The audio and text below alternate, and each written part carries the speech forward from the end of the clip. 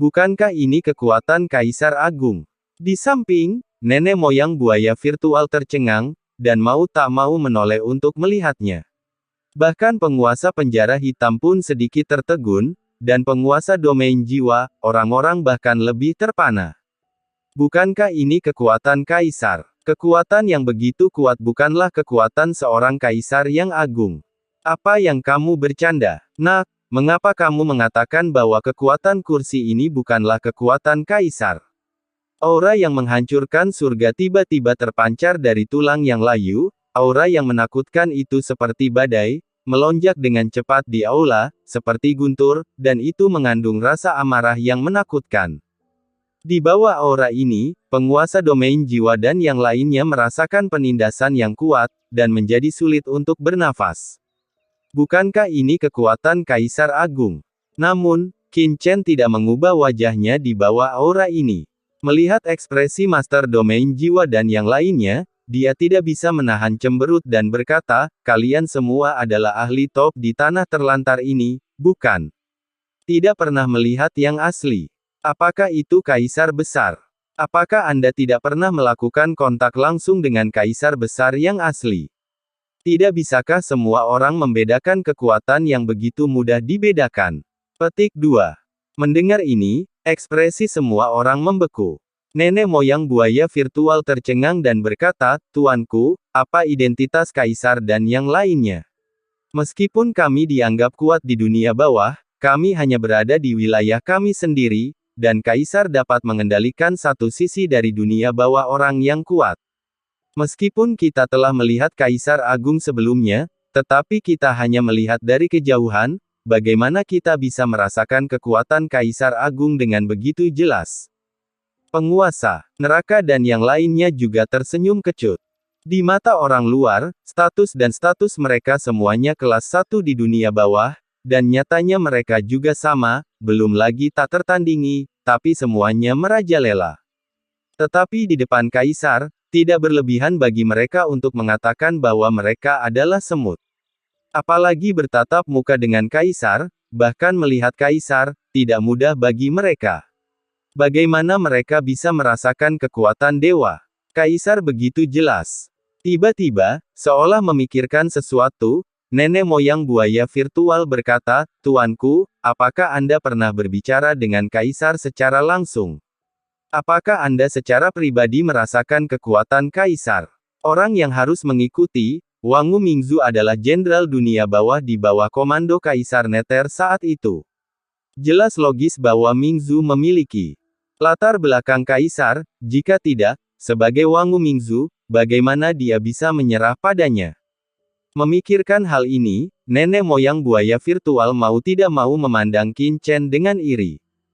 Qin Chen tidak bisa menahan diri untuk menyentuh hidungnya, dan memandang tuan penjara neraka dan yang lainnya dengan kasihan, oh, sangat menyedihkan.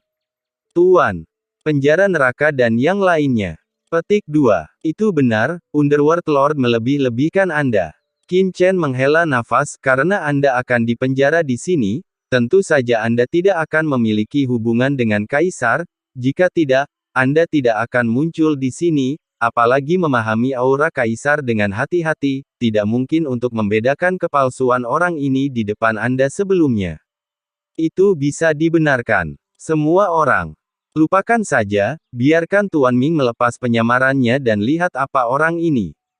Setelah kata-kata itu jatuh, Qin Chen terlalu malas untuk berbicara omong kosong, ya, karat misterius pedang itu langsung dikorbankan, dan cahaya pedang hitam langsung menebas ke depan. Sombong. Melihat bahwa dia belum bergerak, Qin Chen mengambil inisiatif untuk menyerangnya dengan 3 detasemen kecil, dan segera menjadi marah. Dengan teriakan marah, tulang yang layu itu mengangkat tangannya, dan bintik-bintik hitam pekat di tubuhnya cacing itu sudah bergegas menuju Qin Chen. Qin Chen mendengus dingin, pandangan tegas melintas di matanya, sungai laut mati yang luas di pedang Rusty yang misterius melonjak dengan gila-gilaan, dan langsung bertabrakan dengan sungai cacing neter hitam yang luas, segera mengirimkan suara gemuruh yang memekakkan telinga.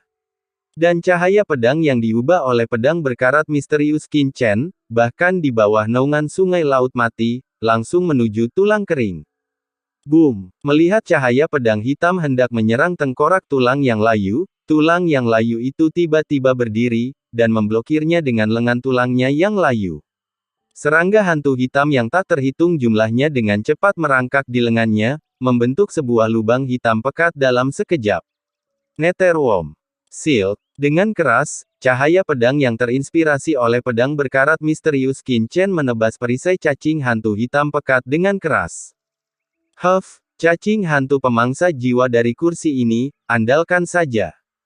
Cacing, hanya karena ingin membukanya.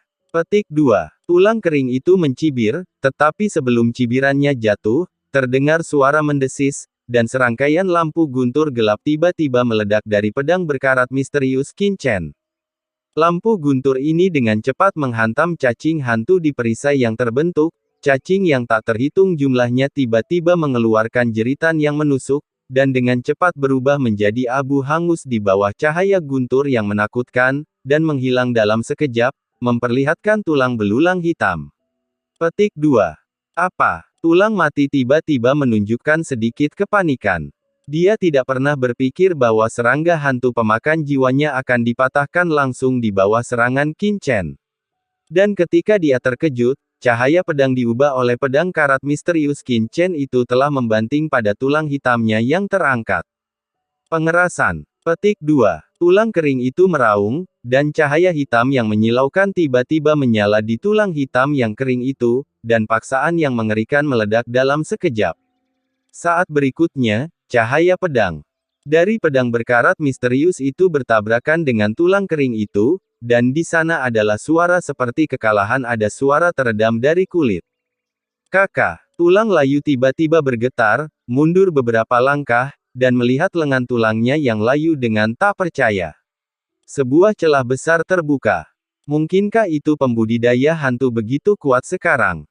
Bagaimana detasemen rangkap 3 dapat menembus tulang mereka sendiri? Tidak, itu adalah kekuatan pedang tajam ini. Pedang tajam ini mengandung niat membunuh yang mengerikan. Tak terkalahkan, dia langsung merobek tulang keringnya. Kering tulang tiba-tiba terasa bergetar di seluruh tubuh, dan sebelum dia bisa pulih, dia merasakan kehampaan di sekitarnya mulai mengeras, seolah-olah dia telah jatuh ke dalam perangkap. Ini seperti rawa. Bidang tatanan ruang, mengapa? Bidangmu masih sangat kuat di sini.